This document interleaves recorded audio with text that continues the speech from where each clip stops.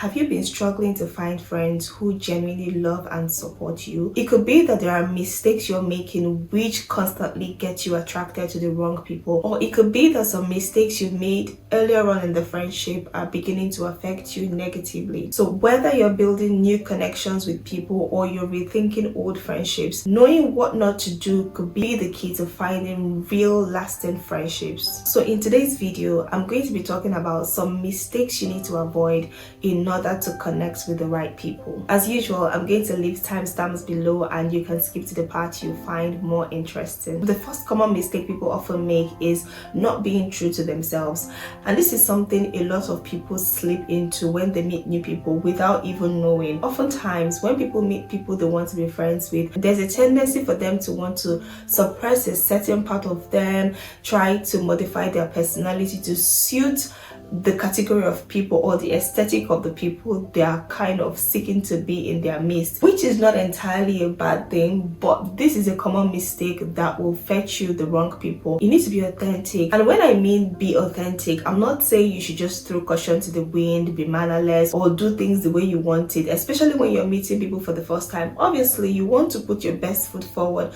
but even in that you want to make sure that your personality is preserved. As much as you're trying to be yourself, you also need to make sure that you're paying attention to etiquette rules, you're conducting yourself properly, and you're doing things in a thoughtful way. That doesn't mean you're fake, because as a matter of fact, everyone should have etiquette and manners embedded in them regardless of what kind of personality you have. As much as possible, you're trying to conduct yourself appropriately without losing yourself in the process. You're not forcing yourself to like things you don't like just because the people there or the people you want to be friends with like those things. You're not trying to suppress your values just to adopt their beliefs. I've seen it a couple of times where maybe someone is, say, a church girl, quite religious, but because she wants to be friends with a certain category of people who maybe think that people who are too religious are not cool people, when they're in the midst of people like that, they try to suppress their spirituality. They try to also act cool by pretending they are not religious or pretending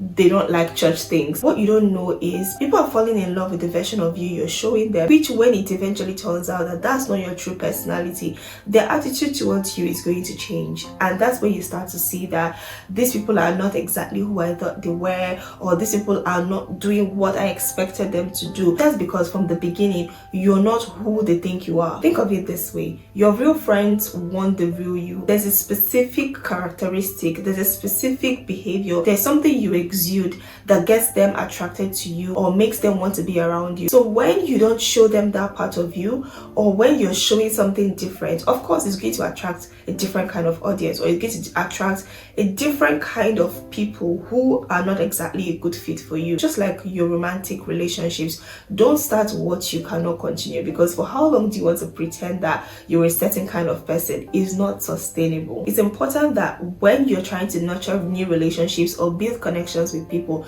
at every point in time ask yourself, am I showing up in my most authentic self? Obviously, by the time you become friends with people, you get a bit relaxed, you start to show parts of yourself that you didn't show to them initially. That's different. You're not pretending. It's just a normal phenomenon that when you meet people initially, the first part of you want to show them is not the crazy side of you, and there is just something that comes with when you're in your comfort zone, when you've become friends with these people and you're now comfortable around them, is part of you starts to show. The second mistake you need to avoid is investing in the wrong people. This is a mistake I've made several times in the past. Usually it boils down to not knowing the difference between friends and community. Usually when you have a shared space with people, you have common interests, you guys do things together, there's a tendency to blur the line between friends and the community. You probably don't know that because we are doing these things together doesn't mean that we're friends, and you start to invest heavily in people like that. You invest personally, you invest your time, your resources into these people, and because they're just members of your community, they're not going to reciprocate reciprocate the kind of gestures you're offering. So it's important to have it in mind that your community is just a group of people with whom you share common interests, and you're probably in the same environment continuously. But your friends are people who have now gone a step further beyond your community to invest in you personally. As a matter of fact, a lot of your friends will come from your community, but pending when that happens, you need to be sure that you're not sharing your time, your resources, your energy, and everything else with people who are not willing to reciprocate. This is particularly important for people like me who love people easily, who are really open, and it's natural for you to want to share parts of you with people that you find interesting. So before you know it, you're sharing your time, you're sharing your resources, information, quality time, everything with this kind of people. Eventually you start to feel like you're giving more than you're receiving in return. So to avoid this, it's important that when you're relating with people, especially in a communal setting, in church, in school, even at workplaces, it's important to pay attention to cues that suggest that they want to be in your life personally beyond the generic interests you both share. Another mistake I often see people make is avoiding conflict or uncomfortable discussions, especially during the early stages of friendships. Nobody loves conflict. Well, some people do, but for the majority of us, we don't love conflict, especially not even at the early stages of meeting someone. And it's even worse when you've just broken up from a friendship where it seemed like it was your fault. At that initial stage where you're just getting to meet someone, you're trying to tread carefully, you're trying not to upset them, you're trying to make sure that nothing uncomfortable comes up, you don't want to hurt anybody's feelings, you don't want to communicate your grievances, you just really want to be careful because you want this relationship to thrive. But unfortunately, if you keep running away from conflict and uncomfortable conversation, you're affecting the foundation of that relationship. Like I always say, pretending that there is no problem does not eliminate the problem. With friendships, you try as much as possible to communicate openly what your boundaries are, what you find uncomfortable, the things that make you upset, things that generally don't go well with you. Which takes me back to my first point. You need to be authentic, even with expressing your feelings. Of course, there's a right time and there's a right place to do it, but one thing you shouldn't do is bottle it up for the sake of peace. If they said something hurtful, let them know they said something hurtful. Because let's be honest, we all have different thresholds for jokes.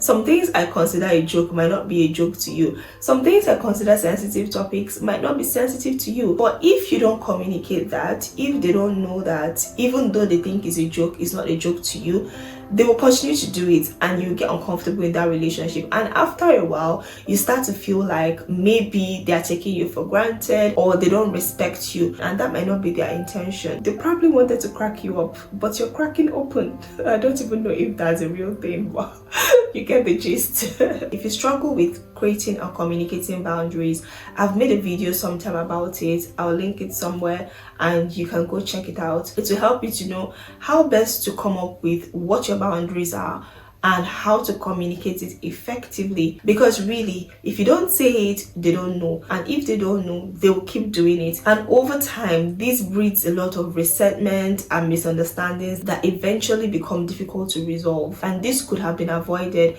if you only communicated that you were uncomfortable with certain things. One thing you need to understand is true friendships must leave room for uncomfortable discussions, because that's the only way you can truly understand each other.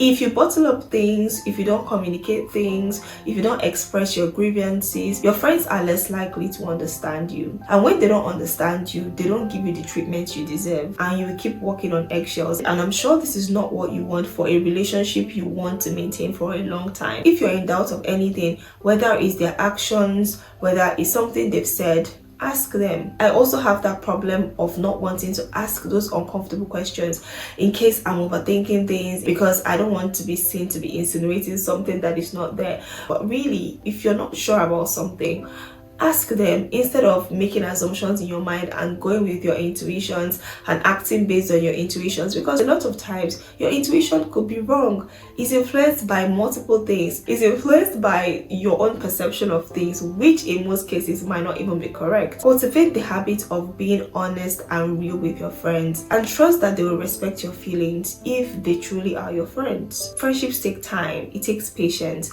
it takes people who are willing to understand each other and make adjustments for each other. I hope these tips help you to build a meaningful relationship, and if you're in the process of rethinking an old relationship, I hope it gives you direction on the areas you can work on to improve the quality of the relationship and possibly right some of the wrongs that you've made in the past. If you enjoyed this video, give it a thumbs up because it really does help my channel, and share this video to all your friends who you think would need this video. Also, if you enjoyed this video, I'm so sure you enjoyed this video where I spoke about some of my unpopular opinions about friendships. Also, do well to check out the other videos I've made on this friendship series. I've compiled them in a playlist that is called Navigating Friendships. Have fun checking them out and learning. I'll see you in my next video. Bye.